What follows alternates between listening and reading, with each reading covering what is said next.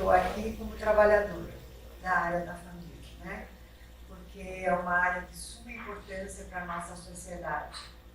Da família saem todas as pessoas que irão, de alguma forma, atuar na sociedade. Então, quando a gente diz que a sociedade hoje está violenta, está com tantas dificuldades, né, com tantos desafios, nós lembramos de como é que estão as famílias também neste momento, né, cheia de dúvidas, preocupações e, principalmente, desarticulações, né, desviando-se do caminho para o qual Jesus a concebeu, né? Deus a concebeu e Jesus permitiu que nós ainda estivéssemos.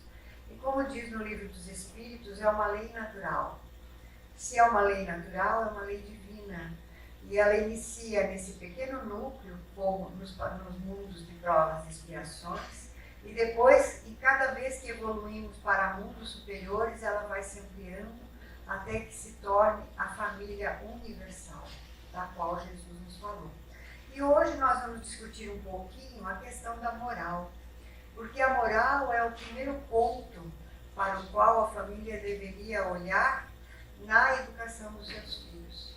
Não adianta termos uma intelectualidade, não adianta darmos as melhores escolas, o melhor iPad, o celular, se não dermos a questão moral eu digo que desde a concepção. Porque os sentimentos da gestante já estão ali, naquele ser, a princípio no feto, estabelecendo uma conexão direta com a mãe.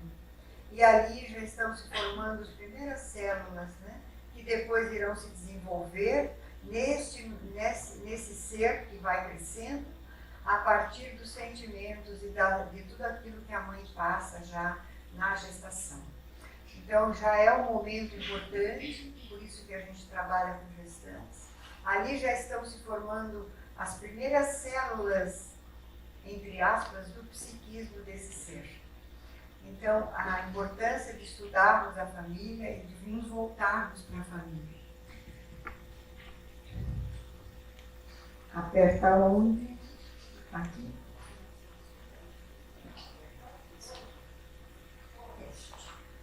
Então vamos lá. Em qualquer momento, depois vocês podem, se quiserem, né, fazer alguma pergunta, algum questionamento.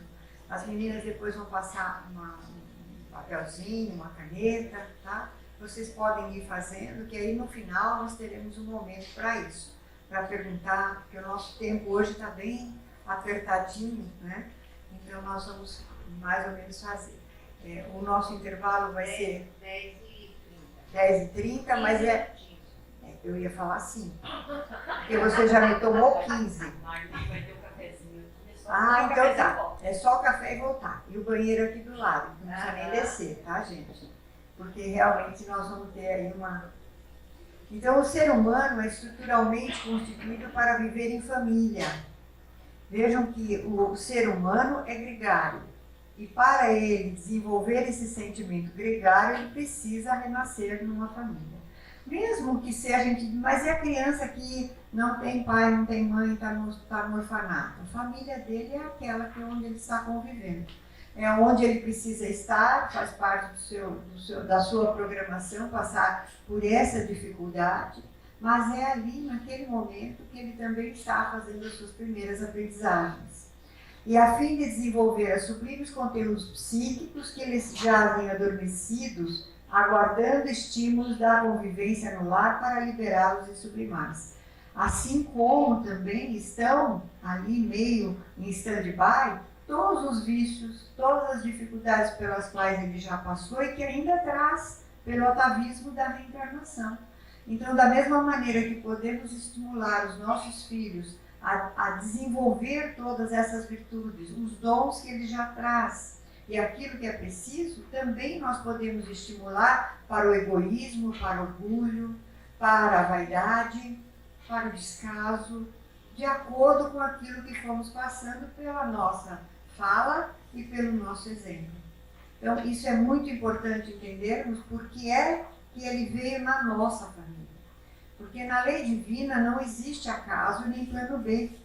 Na lei divina existe aquele planejamento que programamos e que vai acontecer, só que os descaminhos que tiver no meio desse planejamento é por conta nossa, não é pela lei. E a partir daí nós vamos estabelecendo novos rumos para a nossa vida. Viemos de repente para auxiliar aquele que mais dificuldade tem, mas em virtude dos atavismos que trazemos, dos sentimentos de antagonismo com as pessoas, vamos nos desviando e comprometendo muito mais o futuro nosso e daquele ser que veio na nossa casa.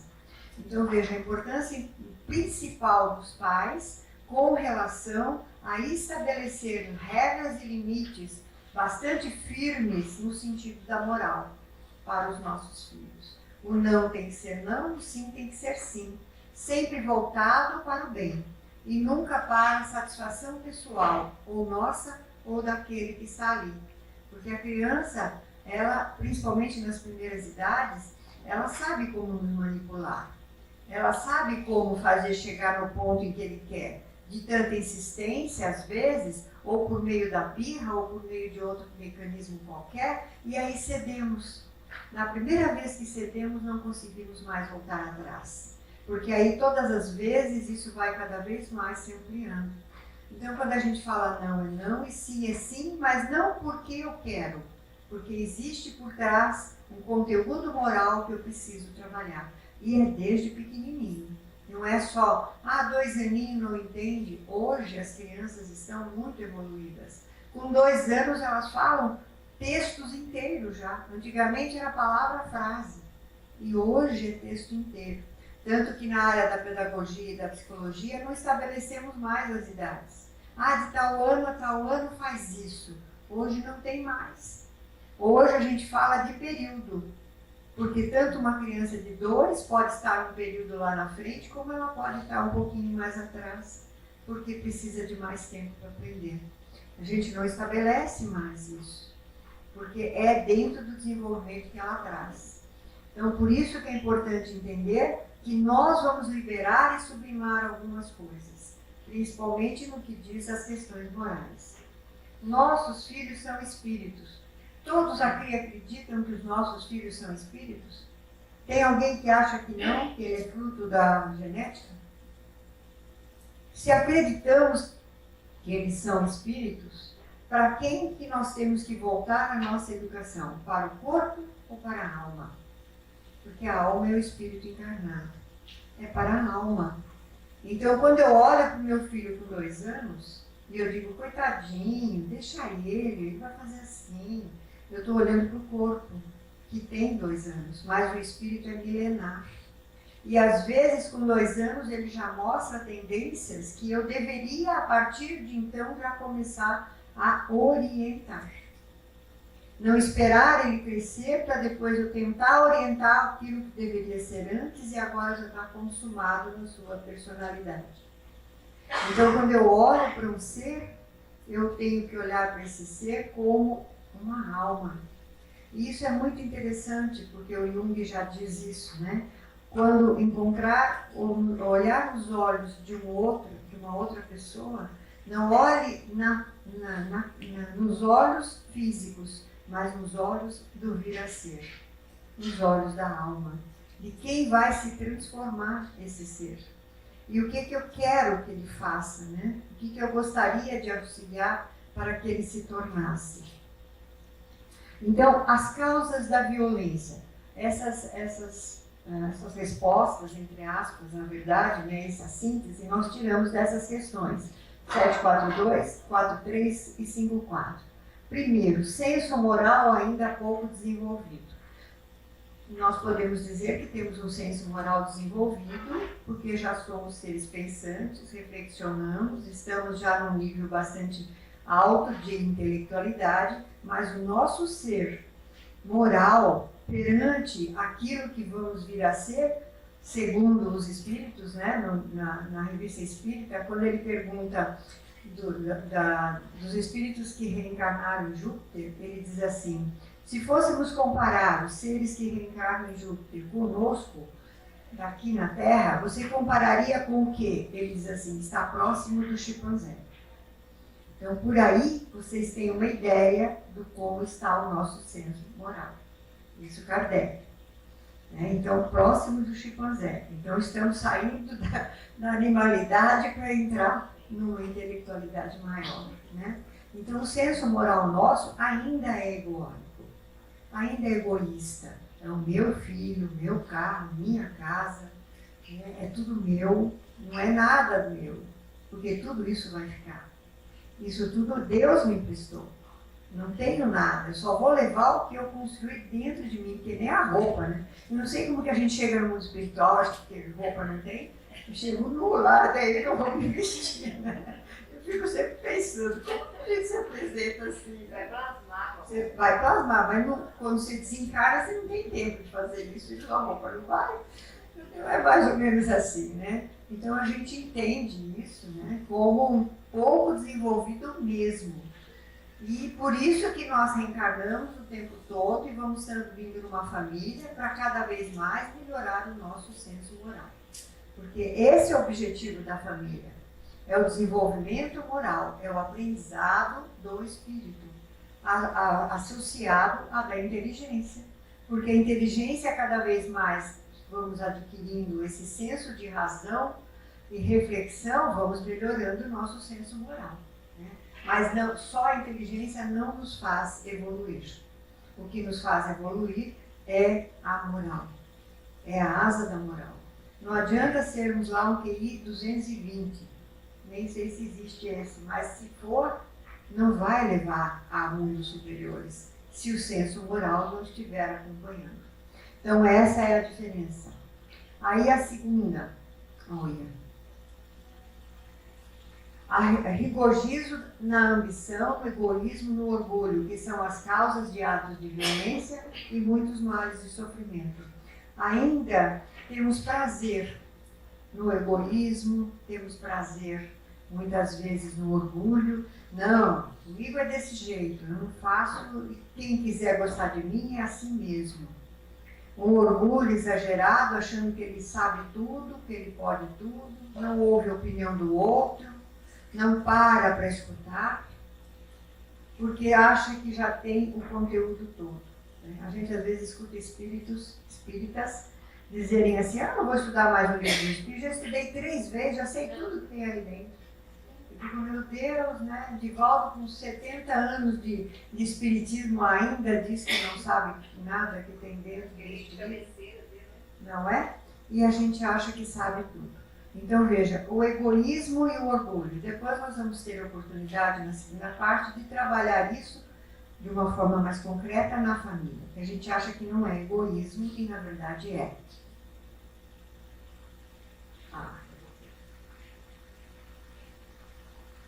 Falta de educação para a prática da lei da justiça, amor e caridade, que melhora as condições de vida, produz a paz e promove a terra à categoria de um mundo melhor.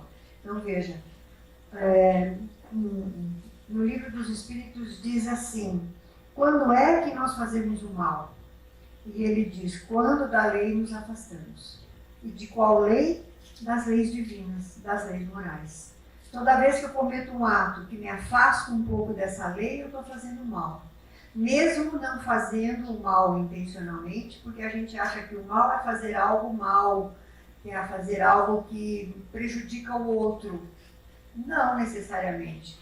Quando eu estou em cima do muro também, quando eu não tomo uma posição e não ajudo o outro a evoluir, eu estou cometendo mal, porque é ausência de bem. Então, todas as vezes que eu me afasto da lei, principalmente da justiça, amor e caridade, que são as 3 principais que nos ajudam a evoluir, eu estou, de alguma maneira, prejudicando o outro. Porque eu estou deixando de dar oportunidade a ele de tentar pensar e de tentar entrar no outro caminho. Por isso, a disciplina para os nossos filhos é de fundamental importância. Porque é como a gente aprende. De pequenininho, a gente aprende por meio do não e por meio da disciplina. Não pode, não pode, não pode. Por causa disso, disso, disso. Aí depois a gente vai de novo voltando isso na adolescência, por exemplo. A disciplina é de fundamental importância. E a disciplina não é uma coisa rígida, ela é até uma rotina que estabelecemos na vida dos nossos pequenos. uma rotina, por exemplo, de ajuda dentro de casa. De permitir que eles façam pequenas coisas que são possíveis de fazer. De eles terem o respeito pela hierarquia que existe dentro de casa. Porque nós temos uma hierarquia. E essa hierarquia não pode ser suplantada. E hoje ela está suplantada. Os filhos vêm em primeiro ponto, os pais depois. E isso tira deles uma, como é que a gente pode dizer, uma segurança e torna-os os reis e as rainhas de dentro da nossa casa. A família gira em torno da criança. E deve ser ao contrário. A criança deve girar em torno do benefício da família toda. Essa é a diferença. Nós não podemos fazer da nossa vida o principal motivo para que eles não tenham oportunidade de respeito. E aí a gente vê, por exemplo, hoje principalmente, a falta de respeito com os idosos, com os avós, com as pessoas de mais idade na sociedade, nos coletivos, nas filas, em qualquer lugar. Eles correm na frente, dentro do elevador eles entram e nem seguram a porta. Quando vão sair, já saem correndo, então eles saem primeiro, porque sabem que o idoso demora um pouco mais para andar. Porque nós não mantemos esse respeito, às vezes, dentro da nossa própria casa. Falamos mal do nosso pai, da nossa mãe, daquilo que eles têm de mais dificuldade. Sua avó, você não viu o que sua avó fez? Olha, vai comer, derrama tudo na mesa, Deus me livre. Todo dia eu tenho que trocar toalha. Mas ela tem dificuldade, ela tem tremor. Ela está com Parkinson, sei lá o quê. Olha, toda hora eu tenho que falar a mesma coisa, repete sempre a mesma coisa, lógico. A idade vai chegando, vai degenerando células. Eles ouvem nós reclamarmos dos nossos pais na frente deles. E aí o respeito por esse avô, por essa avó, por essa história. Não conversamos sobre isso, não olhamos a história dessa pessoa. Eu tenho a minha sogra com 94 anos. E esse fim de semana nós ficamos com ela na casa dela. Então eu perguntei para ela, vó, a senhora tem tanta coisa das épocas mais antigas, assim, né? O que a senhora tem, assim, de guardado? Aí ela me tirou uma mala desse tamanho, assim, com chave. E ela falou, você quer ver? Eu falei, quero ver a sua história. Aí ela me tirou, aí começou a tirar, caixinha.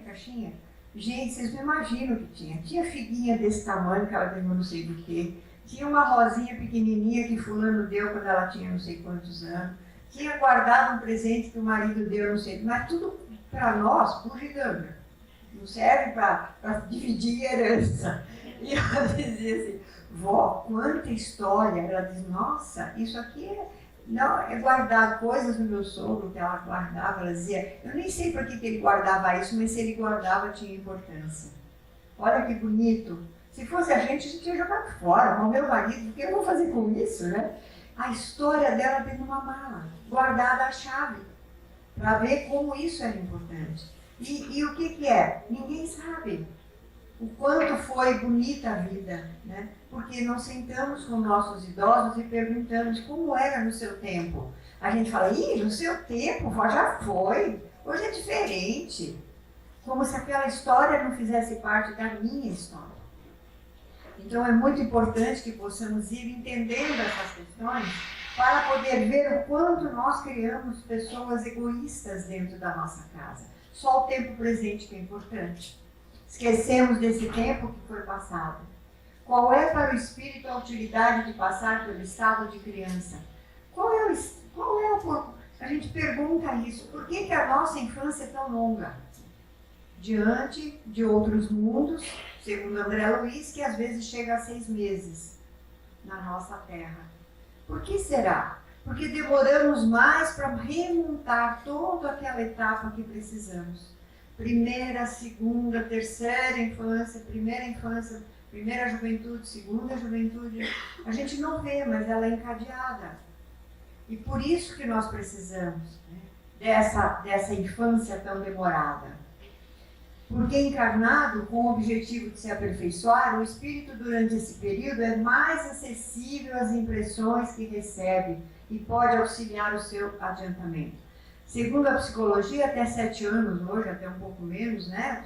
A gente não usa mais essa idade, mas entre aspas, Até 7 anos se forma a personalidade. Na primeira infância, até 4, 5, é a base da personalidade. E a personalidade é como se fosse uma construção de uma casa. Você forma o alicerce e dali você levanta a casa. Se você quer mudar as paredes, alguma coisa, se o alicerce permitir, você pode. Você quer levantar um novo piso, mas o teu alicerce é frágil.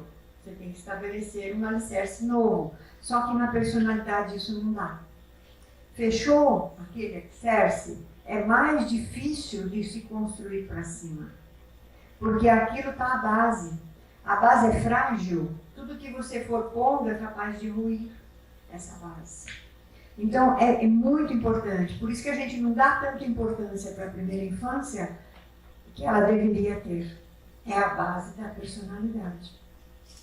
Depois ela vai ampliando mais um pouco, né? Aí ela se fecha, até os 7 anos mais ou menos, vai começando a se estruturar. E é quando o período que vem da puberdade, principalmente, com os hormônios da sexualidade que vão estimulando os humores, é que isso vai se começar a sedimentar nas ações. Por isso a adolescência é tão difícil, porque o espírito ele retoma o que ele tinha, aquilo que ele recebeu, e agora ele vai fazer então uma peneirada disto, se foi bem estabelecido, ou vai voltar para aquilo que ele tinha. Por isso que a adolescência é tão turbulenta, porque ele está num conflito existencial, inclusive. Quem eu sou, o que eu quero. E hoje a adolescência está se estendendo até 30 anos, porque os pais permitem, porque fazem tudo por eles, porque não cobram. E a gente encontra adolescentes de quantos anos? De 20, de 25, mas ele está na faculdade. Ele estuda o dia inteiro. Então ele não pode fazer nada em casa. Ele não tira nem o prato da mesa. Ele deixa a roupa estendida no chão do banheiro para alguém catar. Ele joga as camisetas que você acabou de passar e faz assim na camiseta. Ó, o que eu estou ensinando? Né? Então é importante que a gente entenda que isso é responsabilidade nossa. Acompanhar as etapas da idade, cada vez dando mais responsabilidade. Com 18, ele já pode ter a chave de casa, gente, pelo amor de Deus. Eu não preciso ficar lá esperando. Se eu sei o que eu fiz, se eu sei como eu eduquei, como de uma pessoa falou, eu sei o filho que eu tenho, eu sei o que eu eduquei. Eu posso deixar ele andar sozinho na rua. Então, você conhece o teu filho, porque você sabe quem ele é. Se ele é mais frágil, foi um espírito difícil, aí a gente tem que tomar cuidado. Lógico, eu tenho que tomar cuidado, porque eu conheço, ele ainda é rebelde, ele ainda é um espírito meio belicoso, então eu tenho que estar ali, atendendo. Mas aos poucos eu vou dando essa responsabilidade, que é o livre-arbítrio. De uma hora a outra ele vai ter que ter, né? Então isso é importante. Cada criança é um espírito inteiro, integral, como delicado circuito capacitado a assimilar toda e qualquer informação que se traga. Então ele não é um corpo, ele é um corpo que é instrumento de um espírito. Então ele tem o desenvolvimento intelectual, desenvolvimento cognitivo, desenvolvimento psicológico, desenvolvimento espiritual. Ele é um ser integral. E isso nós estamos estudando muito hoje em psicologia. Esse ser sistêmico, que trabalha, que vive fora, que tem família, que é da sociedade, ele está envolvido num sistema muito maior do que aquele pequenininho na nossa casa.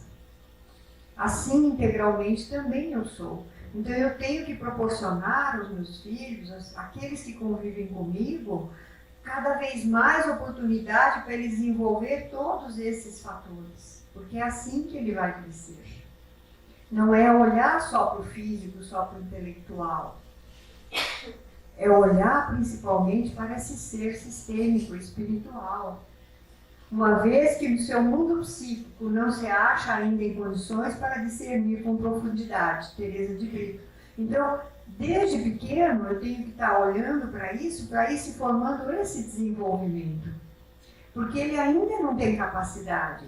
Então, uma criança de 3 anos não tem capacidade de decidir a roupa que ela vai querer. Se está frio, ele quer botar um shorts e sair para aquele frio. Eu digo, não, hoje está calor, está frio. Hoje você vai pôr essa roupinha, pode até escolher das roupas mais quentes, qual você vai pôr. E aí as crianças escolhem tudo. Quando eu estava na escola, numa pré-escola, uma menininha de 3 anos chegou com uma sandália com 3 dedos maior que o pé. Aí eu disse para a mãe na porta, mas ela está com uma sandália muito grande, hoje nós vamos ter educação física, ela não vai poder andar, ela vai cair. Então a senhora tem alguma outra que possa trocar? Ah, mas eu fui comprar uma sandalinha e ela queria essa. Não tinha o número dela. E ela fez um escândalo tão grande que eu trouxe essa maior. 3 anos. Eu falei, mas infelizmente a senhora não pode deixar ela com essa sandália. Porque se ela se machucar, a senhora vai cobrar de nós. Então a senhora, por favor, leve ela embora ou traga um outro sapato para ela pôr que eu troco. Mas ela vai chorar. Ó, e eu por isso, né? Se ela vai chorar, é o problema seu. A gente via cada coisa que eu dizia, não é possível. Não é possível. Crianças que vinham de pijama porque não queria pôr uniforme. Aí ela trazia o pijama dentro da malinha para eu trocar na escola. E mexeram bem comigo, né? E eu falei, não, eu não vou trocar o pijama, isso não é problema meu, é seu. Mas ele vai gritar. Aí eu levou o menino para dentro do carro e foi trocar o pijama. Ele fez um escândalo tão grande que ela catou o carro e foi embora. E deixou a criança assim, na escola. Então vocês entendem mais ou menos o que a gente está dizendo? Da onde que ele começou a fazer isso? Porque ele foi sempre sendo cada vez mais atendido nas suas necessidades pessoais. E não naquilo que era necessário. Não, você vai trocar o pijama e vai para a escola. Por mais você vai. Então isso é importante que a gente possa entender, né? Que o mundo psíquico dele ainda não está em condições. Então eu preciso ir dando essa chance, conversando. Hoje a gente tem essa questão, né, da educação pela não violência, não física, não verbal, né? Pelo amor, pela paciência. É muito diferente de antigamente, que o psicólogo ficava em cima da geladeira, né? Numa varinha, né? A minha companheira de psicóloga sabe disso. Era a varinha. Lá em casa o psicólogo estava em cima da geladeira. Hoje em dia não. Hoje em dia a gente tem outro tipo de coisas de fazer. Mas sempre com persistência, né? Isso que é importante. Até os 7 anos, o espírito ainda se encontra em fase de adaptação para a nova existência física. Suas recordações do plano espiritual são mais vivas, tornando-se mais suscetível de renovar o caráter humano e consolador.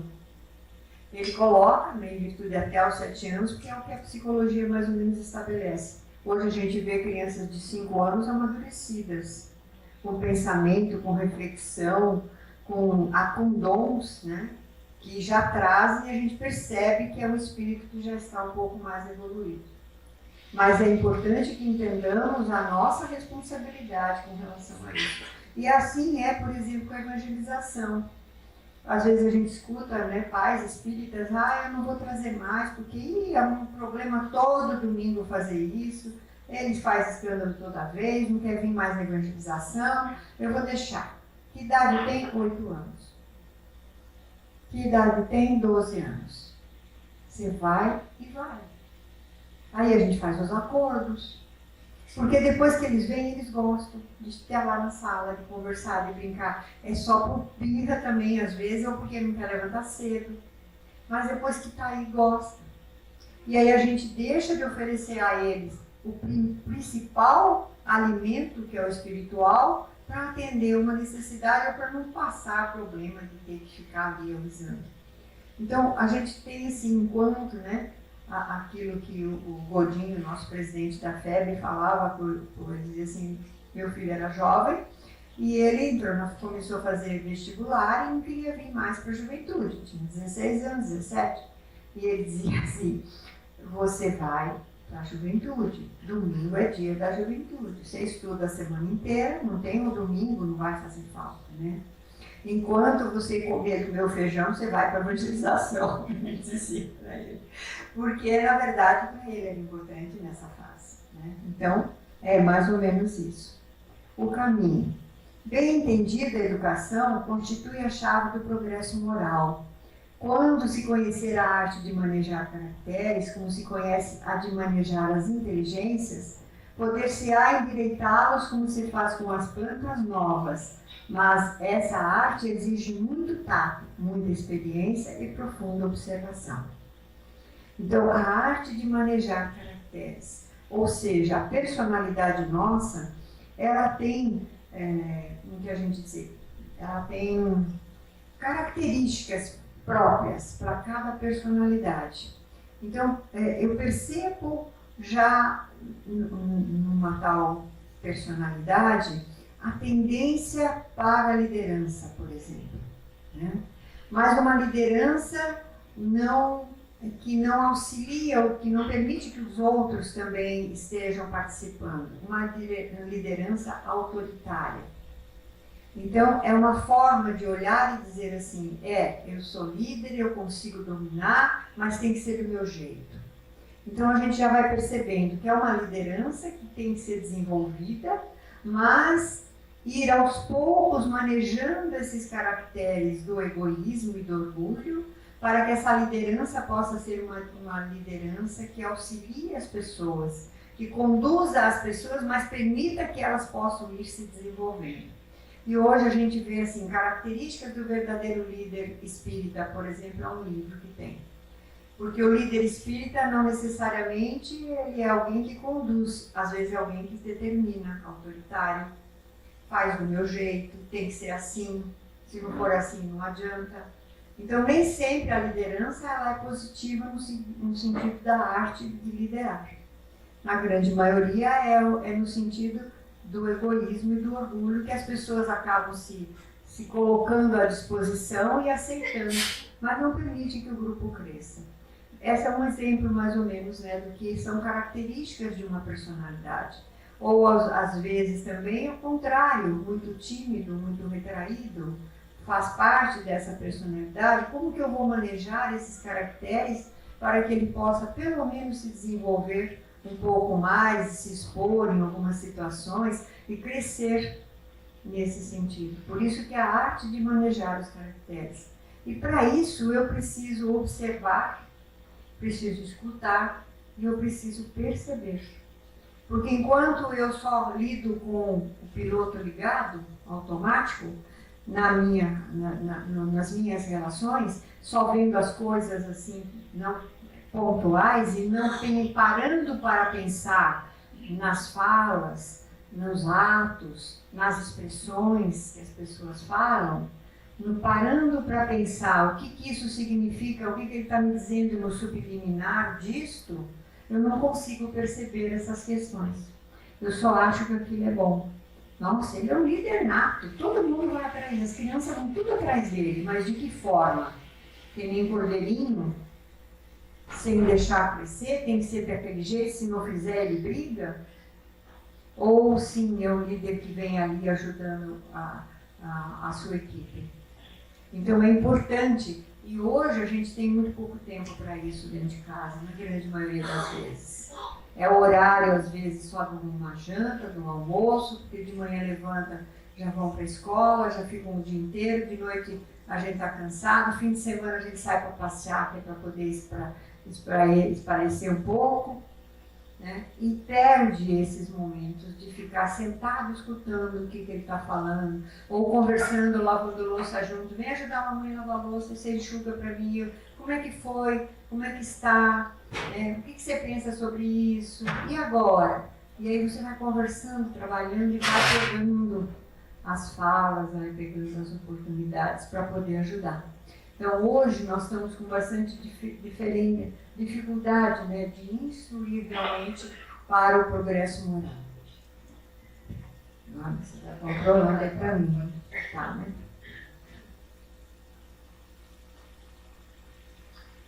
Então a proposta, né, Allan Kardec na Gênese, já não somente é desenvolver a inteligência, o de que os homens necessitam, mas elevar o sentimento. Então, uma última obra que a gente viu da Joana, ela diz assim: nunca se teve tanto, falou-se tanto de Jesus como agora, e nunca se precisou tanto de Jesus, e nunca ele esteve tão distante de nós. Falamos muito, mas a distância parece que está cada vez mais se ampliando. Porque falar de Jesus é uma coisa, agir com Jesus é outra coisa. Falar das bem-aventuranças, discutir, refletir sobre as palavras dele é uma coisa. Pôr isso dentro de nós a partir das nossas ações é outra coisa. A ponto do Paulo falar: não sou mais eu que vivo, é o Cristo que vive em mim. Então, nós não vamos conseguir isso, com certeza, numa única encarnação. Mas se não iniciarmos esse processo, ele vai ser demorado. E ele vai ser, às vezes, dolorido em outras vidas. Então, aquilo que eu deixo de dar ao meu filho como questão moral, como disciplina, pode ser que mais tarde ele precise aprender pela dor.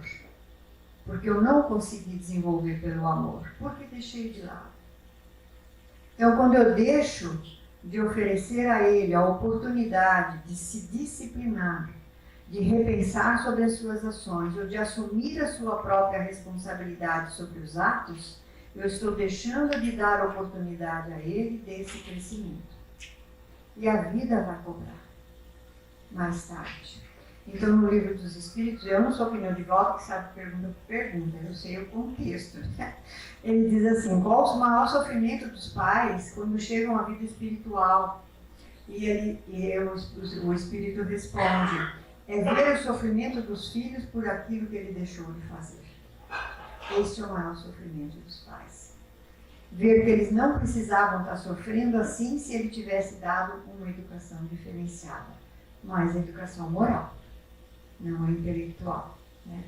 Então, é interessante, às vezes a gente olha nas mensagens de jovens que deixaram para os pais e morreram por causa de droga. Tem uma obra da juventude que diz assim: naqueles primeiros momentos em que eu levei para casa pertences dos meus amigos de escola, e a minha mãe guardou dentro da mala e dizendo: então deixa aqui que você já vai usar, não perguntando como que eu consegui. O dia que eu levei uma bicicleta e disse que achei na rua, e o meu pai guardou a bicicleta: que bom que você achou. Naqueles dias eu estava aprendendo a roubar. E por isso eu entrei no meio do crime, por isso eu fui para as drogas. Então, isso é uma coisa importante, é uma mensagem que choca a gente. Mas é verdade, às vezes as mínimas coisas que eu deixei de apontar, de fazer, vai ter depois um compromisso maior lá na frente. Vai ter um comprometimento maior. Às vezes eu falo com a minha sogra assim, às vezes meu marido é meio chatinho, como às vezes todo mundo também eu sou. Eu disse: vó, isso é culpa sua, a senhora me educou, ele brincando, Ela fala: mas você está com ele há 50 anos. Eu falei: mas a educação era sua, a senhora que tinha ter dado não deu, não adiantou nada porque eu não consegui mudar. E é verdade, às vezes continua levando isso para a vida. Não foi educado, aí chega em casa, casa e quer que a esposa seja substituta da mãe, faça tudo, deixa as coisas tudo certinha, E não é, e às vezes a mulher também foi princesa a vida toda, casa, quer ser princesa também, aí quer tudo, reclama pelas coisas, continua vivendo a vida que levava, sem perceber que precisa crescer. E hoje os casamentos se desfazem, com uma facilidade tão grande, às vezes por uma pasta de dente que o outro não aperta direito, o cabo foi embora. Hoje as coisas não são mais, são fluídicas, são fluidas, como eles falam, relacionamentos fluídicos. Deixa eu ver aqui.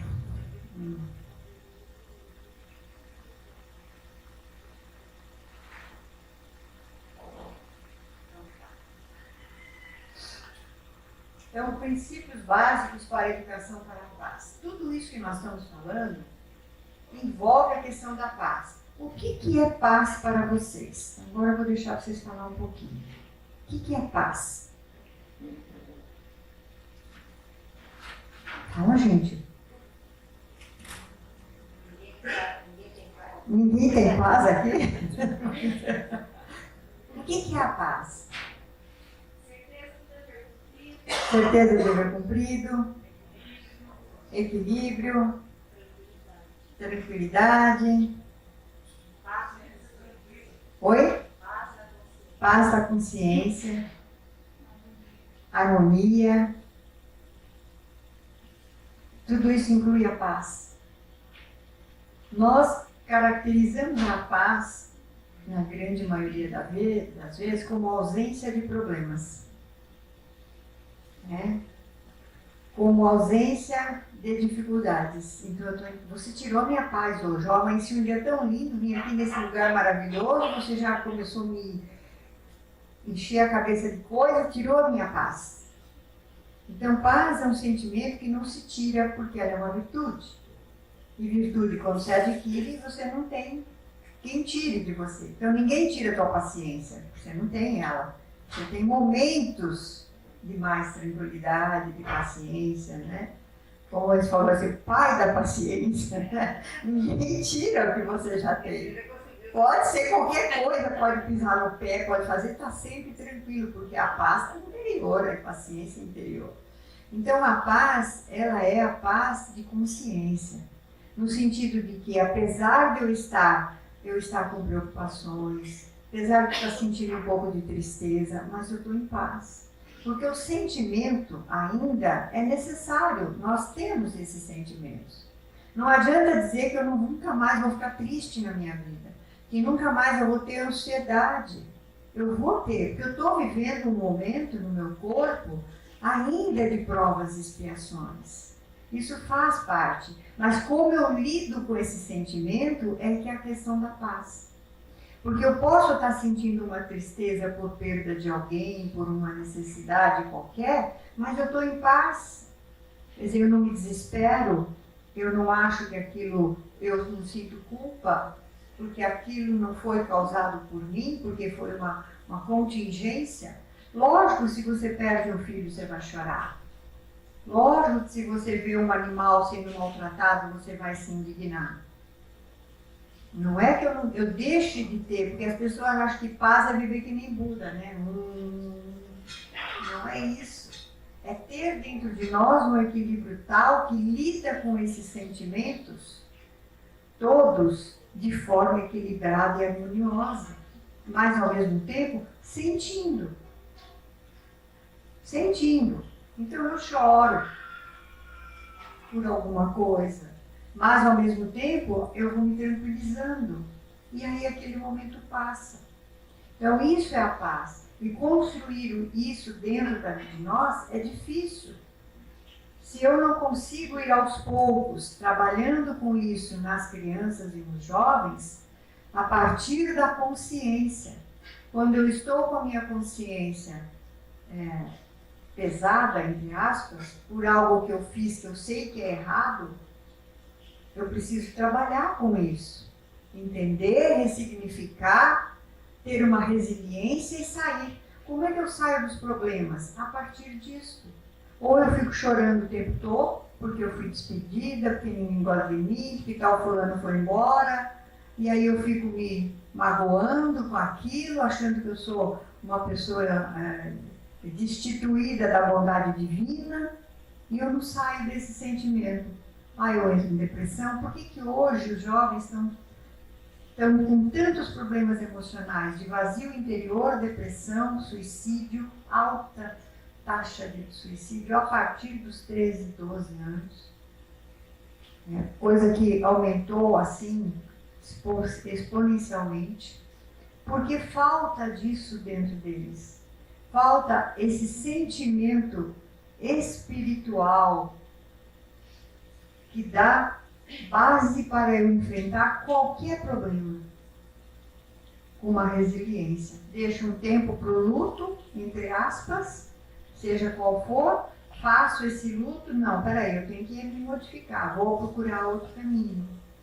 Então é nesse sentido que ele fala, né? Para os princípios básicos, desenvolver a atenção ao outro, é o primeiro ponto. é olhar para o outro prestando atenção, não só escutando, não só captando o que ele está falando, que bate no que eu não quero que ele fale, e aí eu revido. Mas é prestar atenção nas ações, nas falas, no pensamento, entender como que é que está se formando essa personalidade, para eu poder atuar. Então, uma criança, por exemplo, a fase de 3 anos por aí, que eles gostam, né? É a fase, principalmente que vai para a escolinha, que se defende através da mordida, que se defende através da briga. É uma fase de defesa instintiva. É normal. Só que se eu permito isso, se eu não vou aos poucos, não é desse jeito, olha, tá vendo, seu amiguinho também chorou, também não sei o quê, que você vai conduzindo para a empatia, ele vai se transformando aos poucos, né? E achando que ele é mais importante que todo mundo, e aí ele tá lá com 30 anos chorando quando alguém tira as coisas dele. Da mesma fase. Permanece preso numa fase, assim como permanece preso numa adolescência. Né? Então isso que é importante, prestar atenção. Senso de responsabilidade. O senso de responsabilidade é ação e reação. Tudo que eu faço tem a minha ação vai ter uma reação contrária. E eu tenho que ter responsabilidade pela ação que vem a partir da minha ação. Então, desde pequenininho, eles vão aprendendo isso a partir do que a gente fala para eles. Então, eles não conseguem entender essa questão da causa e efeito. Eles só acham que o que ele faz é errado porque a mãe brigou, porque a mãe falou que não pode, porque a professora disse que assim é feio. Aí ele vai entendendo. Mas se ora pode, ora não pode, não consegue montar isso. E aí depende do humor da pessoa. Ora a mãe deixa, porque ela está de bom humor. Ora ela está brava, ela grita e manda fazer isso, manda fazer aquilo. Aí ele vai e faz. Daí a pouco ele faz e ela vai lá e cata, não faz nada. Fica sem saber o que é correto. Então o senso de responsabilidade começa desde pequeno. Pegar os seus brinquedos, botar no lugar. Você pode brincar, você pode espalhar, mas agora nós vamos guardar. Não, eu não quero. Então você não vai brincar mais. Só brinca se você puder guardar os brinquedos. E aí a gente vai crescendo. Arrumar a sua cama, deixar o seu quarto ajeitado, arrumar suas coisas de escola. A responsabilidade tem que ir aumentando de acordo com o nível de idade e a competência cognitiva e intelectual. Ajudar a botar a mesa, ajudar a limpar. Eu quero um cachorrinho, tudo bem, mas que idade você tem? Já está com 7, 8 anos, então você vai cuidar do cachorro. Vai dar comida, vai limpar o que ele sujar. Eu cuido de outra parte, se ele precisar ir no veterinário, a gente vai cuidar, vai dar banho, você vai junto. Né? Mas você cuida daquilo que você pode. Porque é fácil só ter o brinquedo ali. Mas a gente que tem que dar, né, comida, tem que ficar ali cuidando, limpando a sujeira dele. Isso eles não querem, mas isso eles podem fazer. Então o senso de responsabilidade vai crescendo à medida com a idade. Então a gente vê às vezes, na televisão quase que sempre aparece, jovens que atropelam, que fazem um trauma grande no trânsito, por exemplo, né, um desastre, e estão alcoolizados. A primeira coisa que os pais fazem é contratar um advogado e dizer que ele não tinha nada, que foi porque não sei o quê, tentando limpar ali para ele poder ser menos responsabilizado, quando não assumem a responsabilidade, dizendo que eram eles que estavam dirigindo, como a gente já viu acontecer. Não fala nada, vai embora, deixa que eu assumo aqui. E o jovem tinha 16 anos, pegou o carro do pai escondido, saiu, bateu, ligou para o pai foi lá. Não, vai embora para casa, deixa que eu assumo, fala que fui eu que fiz. Entrou no carro e falou que era ele que tinha batido. E a pessoa falou, não era o senhor, era uma pessoa mais jovem. Que nada, imagina, você está louco, era eu. Veja, o que você está fazendo ali? Então o senso de responsabilidade é que ele tem capacidade e obrigação de colaborar dentro de casa, principalmente. Porque a casa é de todo mundo. A parte comum da casa, todos têm que usar adequadamente. E ele precisa contribuir para que aquilo permaneça assim. Não é ajudar só a fazer a bagunça. E aí a gente sai catando, feito maluca. Então veja, é muito importante. Educação da vontade. A primeira mola, segundo os espíritos, que nós temos para o desenvolvimento moral é a vontade. Porque eu falo, eu queria tanto fazer, mas é tão difícil, porque eu vou deixar para outra encarnação, porque a nossa vontade é frágil. A vontade é que dá a mola propulsora para eu me desenvolver. Seja em qualquer área. Por exemplo, eu quero uma determinada profissão. Eu preciso estudar para passar no vestibular e tem que ser federal porque eu não tenho condição de pagar. Então, a vontade que me leva a isso, a determinação e a vontade é que vai fazer com que eu consiga atingir esse patamar.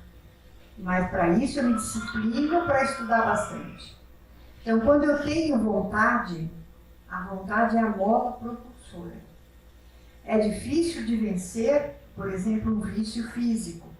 Fumar, às vezes do álcool, beber droga, o excesso de alimentação, ou então a alimentação adequada para uma determinada doença que agora eu tenho. Mas eu gosto tanto. Tem lá o açúcar 550, mas eu gosto tanto. Então vai comer, vai ter um colapso e às vezes até pode morrer. Mas a vontade é frágil. Então a vontade é aquilo, você tem determinação, vamos fazer, vai atrás, vamos buscar jeito. Então é incentivando que essa vontade nos leve a um bom caminho, àquilo que eu desejo. Se você quer isso mesmo, então nós temos que disciplinar. O que precisa para você atingir isso? E aí a força de vontade... Aí, ó, caminho. Né? A força de vontade é que determina. Respeito à liberdade do outro. Esse aqui é o problema maior que a gente tem, né? É respeitar a liberdade. E a gente, em nome de respeito à liberdade, deixa fazer o que quer. Não é isso. A liberdade que ele tem de agir, a responsabilidade que ele tem de assumir. É de acordo com cada idade. Você não vai achar que a criança tem liberdade de catar uma faca porque ela quer ajudar você na cozinha e ela tem 4 anos.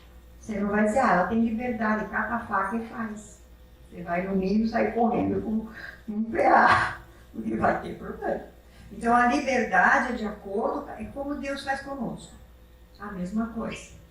Nós temos livre-arbítrio? Temos. Mas nós temos um livre-arbítrio total? Você acha que a gente tem livre-arbítrio total? Lógico que não. Nós temos de acordo com o nosso nível de desenvolvimento moral. Deus nos dá o livre-arbítrio até um ponto, tanto que ele fala que muitas vezes a espiritualidade retira alguém da vida porque ela está pondo, a partir do livre-arbítrio dela, um risco grande à comunidade ou a ela própria. Então, na obra do Manuel Filomeno tem um caso exatamente assim. Ele diz assim, nós vamos ter que adiantar o plano reencarnatório dele, porque ele vai se colocar num grande risco futuro. Ele falou, mas a gente pode fazer? Ele falou, a bondade divina permite. Veja, a bondade divina permite que ele seja retirado da carne antes da programação, para ele não se afundar mais ainda do que ele já está.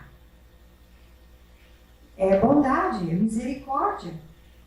Não é perversão divina. Então é a mesma coisa conosco. Nós temos que dar liberdade de acordo com a responsabilidade. Então uma menina de 14 anos, por exemplo, que ainda hoje já é uma moça, né? Às vezes até a mulher, às vezes, né? Mas é uma criança, entre aspas, dentro do nível do desenvolvimento psicológico até, né? E aí ela diz assim, mãe, eu vou numa festa. Ah, é? Que hora termina? Umas 4 da manhã. Não, você não vai. Mas mãe, todas as mães estão deixando. Problema das mães. Você não vai. Não tem idade suficiente. Mas meu irmão vai. Teu irmão tem 20. Ele vai. Ele já tem livre-arbítrio. Ele sabe o que ele vai fazer. Agora você não vai.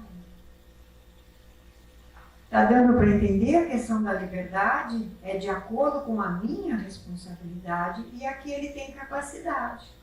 Da mesma maneira. Então a gente precisa ir fazendo esse acordo aos poucos, né? E dizendo, não, daqui a pouco você vai poder, quando você tiver a idade que ele tem, mas agora não. Tem um festival de rock na Pedreira. É terrível lá na Pedreira, né? Rock pesado. Aí a menina tem 11 anos e quer acompanhar o irmão, mas meu irmão me leva. Não, não é ambiente para você ainda. Ainda não é. Mais tarde você pode até escolher se quiser. Eu acho que não é ambiente nem para ele, porque um rock pesado desse não é ambiente nem, mas ele quer ir, eu vou fazer o quê? Já é adulto, mas você não vai. Então a gente tem que ir norteando essa questão da liberdade. Até que ponto você tem liberdade de escolha e até que ponto você está indo ao vai com as outras. Porque todo mundo usa, eu vou usar também. Porque todo mundo faz, eu vou fazer também. Para mim isso é bom? Então essa liberdade, ela precisa ser de alguma forma respeitada dentro do nível que as crianças tiverem, do nível dos adultos, inclusive. Às vezes dói para uma mãe ver um filho já adulto fazer coisas que a gente não aceita. Às vezes dói. Mas o que você vai fazer? Ele já é adulto. Precisa passar pela experiência. Então eu deixo. É difícil. O que nos cabe? Orar. Então é esse respeito, né, que a gente precisa aprender a ter. Assim mesmo na convivência da conjugalidade. Eu preciso respeitar a personalidade do outro. Eu preciso respeitar a opinião do outro, embora divirja, mas eu preciso conversar para poder chegar ao meio termo. Mas eu não posso dizer, você não pode fazer desse jeito. Pode. Dever, não sei. Porque a responsabilidade vai ser dele. Então isso é importante. Preparação para a vida, gente. Vamos pensar nos nossos filhos daqui 10 anos, o que eu quero que ele faça, que ele seja. Vamos pensar nos nossos filhos quando eles forem pais, mães, o que eu gostaria que eles tivessem. Não posso pensar no agora, eu tenho que pensar fazendo uma projeção. Mas para chegar lá, eu tenho que começar a trabalhar por aqui. Então a paz do mundo começa em mim.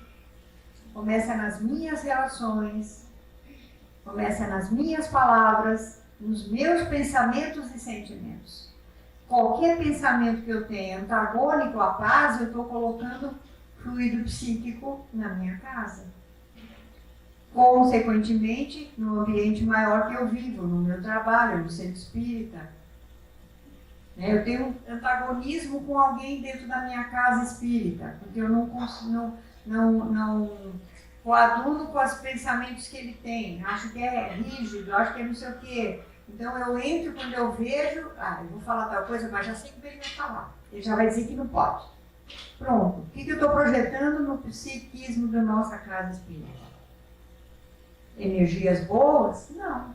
Às vezes os espíritos tiveram um trabalhão com tudo que é aparelho que eles têm para deixar um nível psíquico bom, eu chego lá e jogo sujeira em cima, né? Então, os meus pensamentos e sentimentos também trazem sentimentos de paz ou de beligerância. Os pais responsáveis auxiliam na construção da paz, pela palavra que alimenta o sentimento. Então, quando a gente fala da comunicação não violenta, não é a comunicação que a gente agride, xinga, fala palavrão, é a comunicação de, toda vez que você faz isso, você erra. Não é possível. Não tem responsabilidade não, menina. Olha aí, coisa horrível. E aí a gente não olha o que ele fez de bom, mas olha o que ele tem, que ele está fazendo de ruim. Então, pelas palavras, a gente também está induzindo neles um sentimento, e esse sentimento vai gerar ações. Vai gerar sentimentos nele. às vezes de mágoa, de antagonismo, de revolta, de trauma, por coisas que tanto escuta que acaba marcando, fazendo, como diz Joana, vórtices no nosso ser psíquico, e que esse vórtice vai cada vez mais acionando as nossas ações. É o que a gente chama muitas vezes nas psicanálises de mitos que nós montamos. Tomamos o mito de que homem nenhum presta, pode fazer o que quiser, que eu só vou reforçar esse mito. Tá vendo? Eu falei de novo, olha lá. Não adianta. É isso, minha mãe já falava, que homem nenhum presta. Eu não vou achar ninguém bom, porque todos que eu vou buscar vai ter problemas para eu reforçar isso. Porque ficou lá atrás colocado algo que marcou a personalidade nossa. Assim como, e para tirar é difícil. Tem que transformar isso em vórtices positivos. E isso às vezes leva uma encarnação toda dependendo do trauma. Pelo olhar que denuncia o sentimento. Gente, o olho da gente é a janela da alma. Quando você olha para alguém e faz assim, ó, o que eu estou fazendo? O olhar que ele fala, o olhar 36. Olha o jeito dele, ó. Vê se isso é jeito. Não precisa falar nada. Não é assim? Assim como eu olho com um olhar de ternura, mesmo dando bronca, mesmo falando que você está errado, meu olhar é de ternura, meu olhar é de amor, meu olhar é de compaixão.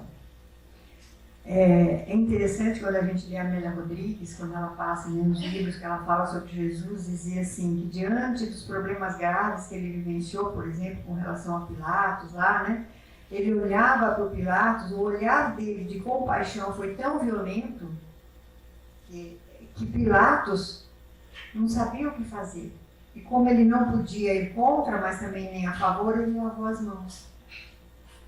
Então quem olhava no olhar de Jesus, via a compaixão dele para conosco como na cruz.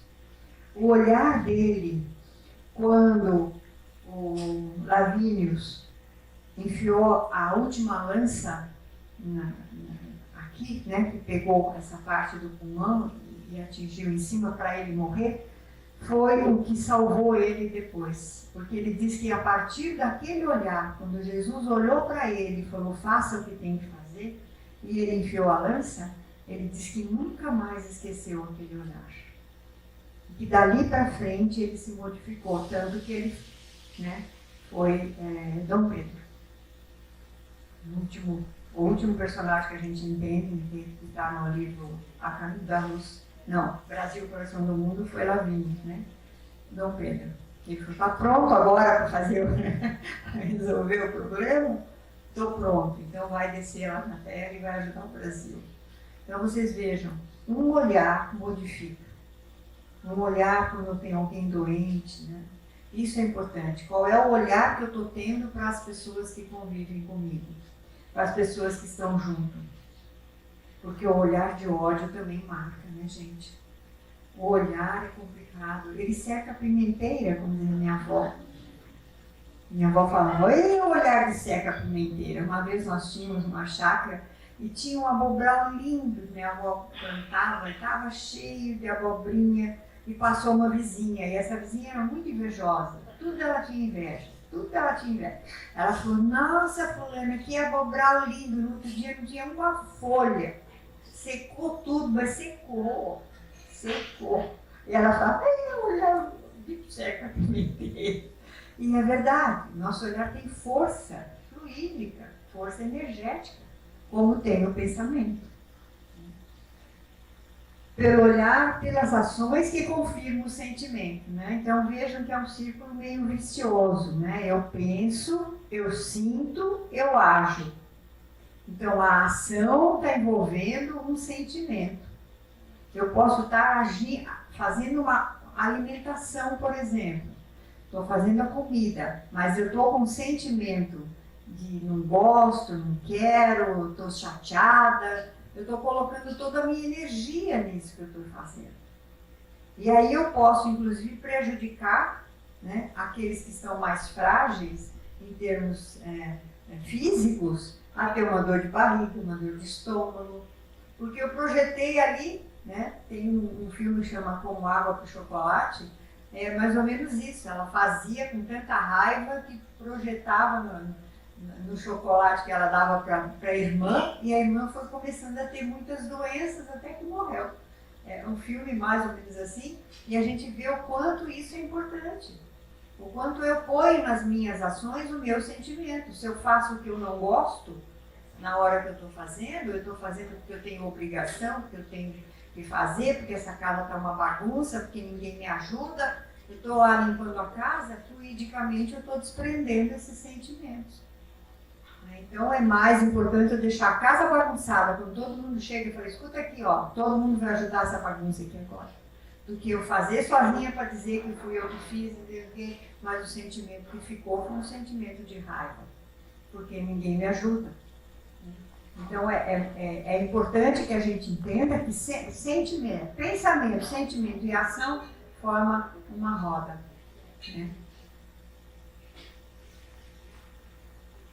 Educar para a paz. Quando a lei de Deus constituir por toda parte a base da lei humana, os povos praticarão a caridade de um para outro, como os indivíduos de homem para homem, vivendo felizes em paz. Quando nós estivermos praticando a lei divina. Então, a lei divina maior é a lei do amor. A lei do amor converge, né? Ela converge para todas as outras, e todas as outras também convergem para o amor. A lei de destruição, ela é uma lei de amor, porque eu destruo aquilo para construir novamente. Ainda no nosso mundo, ainda existe a lei de destruição. Nos mundos superiores, ela já não é mais necessária, porque todas as coisas estão convergindo só para o amor. Então, quando eu falo a lei de justiça, amor e caridade, todas elas estão presas na lei do amor. O amor, na verdade, nós temos facetas do amor. Porque o amor, ele é uma amplitude tão grande que ele abarca todas as virtudes. Mas enquanto eu não adquirir isto, eu vou adquirindo facetas. Amor filial, amor maternal, amor aos animais, amor à natureza, às vezes amor ao meu carro, amor às minhas coisas, né? Eu vou desenvolvendo. Mas eu vou desenvolvendo isso e a minha obrigação é que cada vez mais isso se amplie, a ponto de eu ter o amor incondicional, que é o amor que Jesus veio nos trazer. É aquele que não depende de nada para eu fazer, que eu não espero que tenha retorno. E o nosso amor é sempre um amor meio egoísta. Eu dou, mas eu quero receber em troca. A gratidão dos meus filhos, né? Eu quero receber a compaixão do outro. Eu quero fazer com que o outro perceba que eu sou importante. Então a gente tem facetas desse amor. E a gente vai desenvolvendo isso. A partir do momento em que eu faço uma empatia e consigo me colocar no lugar do outro e tenho compaixão, inclusive pelos meus inimigos, que eu considero inimigo, porque na verdade não é. Os nossos inimigos hoje talvez tenham sido nossas vítimas em outra vida, como falou o nosso companheiro na prece, né? Todos estão ali porque precisam estar juntos. E num cadinho familiar, é o lugar onde mais nós vamos encontrar espíritos com os quais convivemos em outras vidas e que tivemos animosidades, para poder aprender a apertar os laços do amor. É difícil, não tem família margarina, não existe. Todo mundo se ama, todo mundo se respeita, todo mundo se entende. Eu não conheço nenhuma, sempre tem uma divergênciazinha. Existem famílias mais equilibradas, com mais amorosidade, existem famílias com mais problemas graves, mas que seja totalmente perfeita, só famílias que vieram com espíritos de missões muito sérias, como por exemplo Allan Kardec e Émile Baudet, né? São espíritos que vieram para uma missão. Então se amavam, se entendiam, né, num nível muito alto, mas são espíritos mais elevados. Nós temos as nossas rugas ainda, né? vamos ali tentando aplainar todas elas. Aí, no horário. Então já está quase terminando. Se alguém tiver alguma pergunta, só ergue o braço que eu levo o papel. Então veja, a formação de hábitos e atitudes para a construção da paz passa pela educação que os pais forneçam na infância. Então, olha, profunda observação. De novo, é a nossa... É assim, como se eu tivesse que fazer um diagnóstico. E esse diagnóstico exige um monte de exame. O médico pede exame de sangue, exame disso, ressonância, não sei o quê, para poder saber o que é. Então, a observação profunda é nesse sentido, de observar as condutas, pensamentos, observar qual é o clima que tem na minha casa. Se quando a gente senta para almoçar, para jantar, todos juntos, se tem um momento, pelo menos no dia em que a gente se reúne, qual é o clima desse almoço, dessa janta? Se as pessoas comem quietinho, ou cada um com o seu celular, ou então assuntos que vão gerando ali, são assuntos sempre de chamar a atenção do outro. Faço o evangelho no lar? Como é que é o clima do evangelho no lar, na minha casa? Então, observar como é que é as coisas que eu assisto na TV, as coisas que a gente convive. Às vezes estão um no quarto, outro no outro, outro na sala, se conversando pelo WhatsApp. Conversa mais pelo WhatsApp do que pessoalmente. Como é que está isso dentro da minha casa? E aí, o canal de comunicação sempre aberto. Mãe, eu preciso falar com você, agora não dá. Espera um pouquinho que eu estou terminando minha palestra. Daqui a pouco você fala. Não, pode parar. Você falou porque tem algo sério. Espera aí, meu filho, já vou indo. O que foi? O que aconteceu? Mãe, dá para você sentar aqui e brincar comigo? Dá. Mas eu estou fazendo almoço. Desliga tudo. Vamos sentar 2 minutinhos. Peraí, vamos lá para a cozinha comigo? Eu estou terminando o almoço, você pode fazer tal coisa. Aí você vai me contando. Então, o canal de comunicação não é na hora que eu quero, é a hora que às vezes tem mais necessidade. Aí depois você fala, o que é que você queria mesmo? Ah, não, mãe, já deixa, já passou. Já resolvi. Você não sabe nem o que era, nem como foi resolvido. Então, esse canal aberto é no sentido assim, pode me contar tudo que você quiser. Pode me contar tudo, porque sempre a gente vai achar um jeito de conversar e resolver. Porque às vezes não nos contam de medo da nossa reação. A menina tem 15 anos, vai te dizer que está grávida. Como que ela vai fazer isso? Aí ela chora, aí ela começa a ficar diferente, aí começa a ter crise, porque ela não sabe o que fazer. Aí quando chega, estoura o negócio, ela fala, agora não tem outro jeito, vou ter que contar, porque a barriga vai crescer e eu não quero, né? Vou ver o que eu vou fazer. Aí a mãe, como que você fez isso?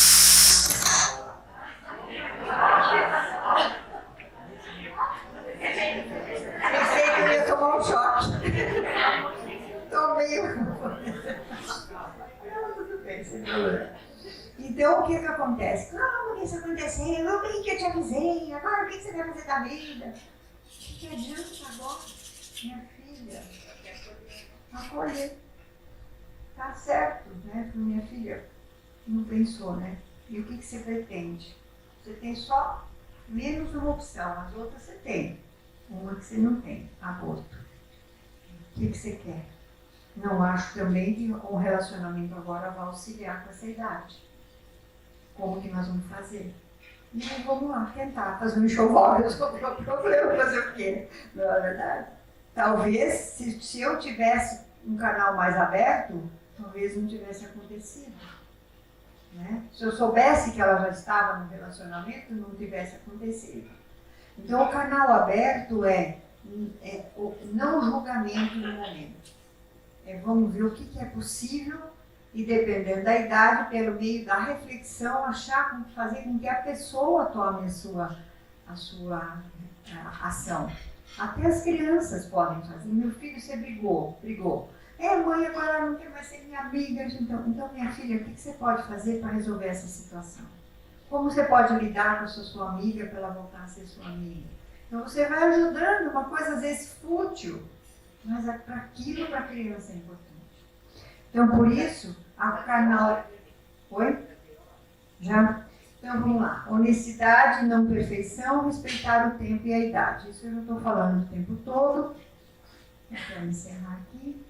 Então, veja aqui, ó. A guerra monstro de mil faces que começa o egoísmo de cada um, que se corporifica na discórdia do lar e se propaga na intolerância da fé, na vaidade da inteligência e no orgulho das raças, alimentando-se de sangue e lágrimas, violência de desespero, ódio e rapina. Está lá em Emmanuel, Educação para a Paz, e no livro Religião dos Espíritos.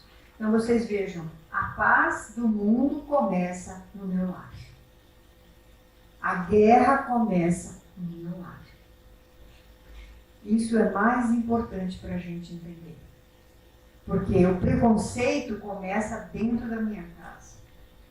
O preconceito contra a raça, cor, mesmo que o espírito traga isso dentro dele, eu tenho como ir trabalhando para que isso vá se dissolvendo, porque é o necessário, porque é o que é preciso fazer.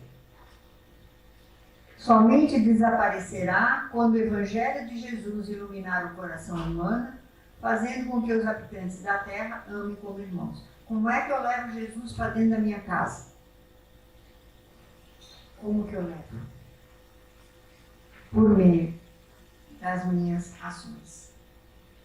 Porque, né, mamãe, você fala tudo isso lá, minha filha fala assim, mãe, você trabalha com a família e esquece da família. Ai, eu fico louca da vida quando ela fala isso.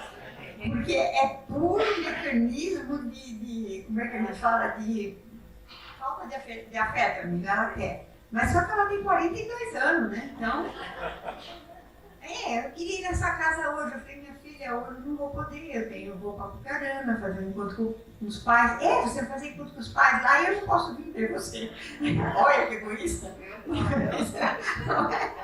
Minha filha vai vir a semana toda, você tem o dia de vir. Eu já deixei quinta-feira à noite, eu não assumo nada, porque ela vem jantar comigo toda quinta-feira.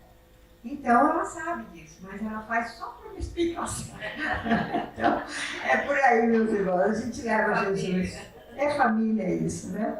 Leva Jesus para dentro da nossa casa, pelos sentimentos, pelas ações, pelo Evangelho no lar, pela evangelização espírita, né? Principalmente, mas pelo exemplo. Por isso, e quando ele está presente nas nossas ações, a gente tem mais segurança para agir. Tá? Então vamos ao nosso